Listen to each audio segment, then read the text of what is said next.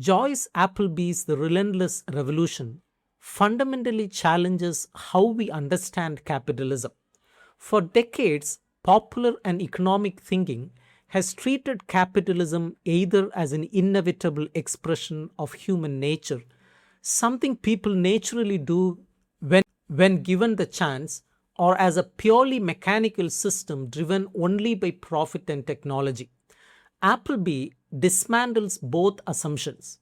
She argues that capitalism is neither natural nor inevitable. It is a historically specific cultural system that emerged under particular conditions and transformed human societies in profound ways. The key to Appleby's argument is the definition of capitalism. She sees it as much more than buying and selling, banking, or factories. Capitalism is a cultural system built around the imperative that private investors must make a profit and reinvest that profit to make even more. This definition carries important implications. Human beings have traded goods for thousands of years across many civilizations, from ancient Rome to dynastic China. Yet, none of these societies developed capitalism. Trade alone does not create a capitalist system. What made capitalism different was the emergence of private individuals who had both the autonomy and the security to risk their capital with the sole goal of generating surplus value and reinvesting it for further profit. For capitalism to take root, traditional cultural attitudes had to undergo a radical change.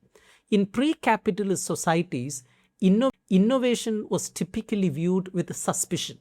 Wealth was often seen as a zero sum game. One person's gain meant another's loss. Social stability was valued above economic disruption. Capitalism reversed all of this. It made the pursuit of novelty, continuous market expansion, and constant change a cultural imperative. This is why Appleby calls it a relentless revolution. Capitalism institutionalized change itself. Appleby rejects simple explanations for why capitalism emerged where and when it did. She emphasizes historical contingency. The idea that capitalism emerged from a unique convergence of circumstances that could have turned out differently. Northwestern Europe, particularly England and the Netherlands, during the early modern period from roughly the 15th through 18th centuries, provided the right conditions. One crucial factor was the challenge to paternalism. In early modern England, familiteers and merchants began breaking through the walls of royal monopolies and state control. They argued that economic life should not be micromanaged by sovereign monarchs. This helped carve out an autonomous sphere for market activity. Another critical development was agricultural transformation. For centuries, about 80% of the population was tied to subsistence farming just to avoid famine. Agricultural breakthroughs in England and the Netherlands broke this Malthusian trap. Commercialized agriculture freed up labor, stimulated regional markets, and established reliable supply chains. Institutional security was equally important. Capitalism required legal frameworks that protected private property, enforced contracts, and limited arbitrary state seizure of assets. Investors needed confidence that they could engage in long-term economic planning and risk-taking without fear of expropriation. These conditions came together in Northwestern Europe in ways they did not elsewhere. Appleby makes another crucial contribution by exploring how capitalism remade human subjectivity. With the rise of market capitalism came a profound psychological and philosophical revolution.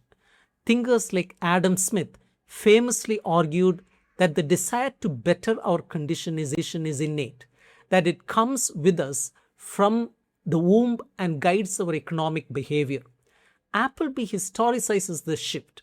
She shows how ideas had their own power in shaping the system rather than simply reflecting material changes. Enlightenment thinkers reconciled individual self interest with collective well being. They argued that market competition harnessed private ambitions to serve the public good. Society began to conceptualize human beings not as occupants of fixed status hierarchies, feudal estates or guilds, but as rational economic actors free to negotiate contracts, sell their labor, and pursue upward mobility.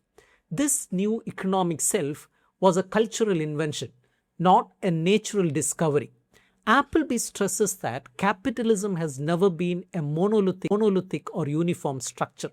As it expanded globally, it took different forms shaped by political institutions and cultural norms. She identifies several distinct varieties. Market driven capitalism, exemplified by Britain, focused initially on commercial expansion, textile manufacturing, and private initiative. Managerial industrial leviathans developed in the United States and Germany in late 19th and 20th centuries. These were characterized by massive corporate integrations, professional management structures, and large-scale industrial production.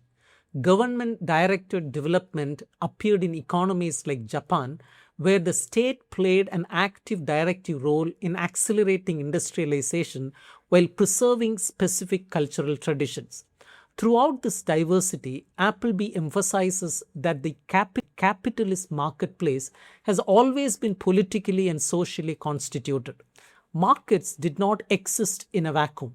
They required states to build infrastructure, establish legal currencies, enforce patent laws, and regulate banking systems. The relationship between state and market has varied enormously across time and place. True to its title, Appleby frames capitalism as a relentless revolution defined by creative destruction. Its capacity to generate unprecedented wealth, elevate global life expectancies, and liberate individuals from traditional bondage is matched by its capacity to cause profound social dislocation. Appleby does not shy away from the darker corridors of capitalist history. Appleby addresses the horrors of the Atlantic slave trade, the rapacity of imperial expansion, and the harsh exploitation of industrial labor. She also notes that capitalism is inherently crisis prone because it relies on continuous expansion and innovation. It generates periodic financial upheavals. Market cycles, speculative bubbles, and structural adjustments are built into the system. This instability is not a bug, but a feature of relentless revolution.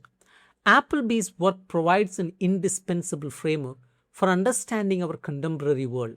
By viewing capitalism as a malleable, evolving cultural system rather than an inevitable law of nature, she challenges us to critically evaluate how economic practices, political power, and human values remain inextricably bound together.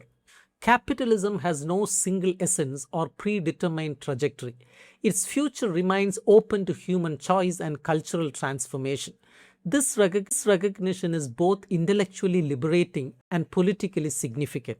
If capitalism was created by human beings under specific historical conditions, it can also be reshaped by human beings responding to new conditions and new values.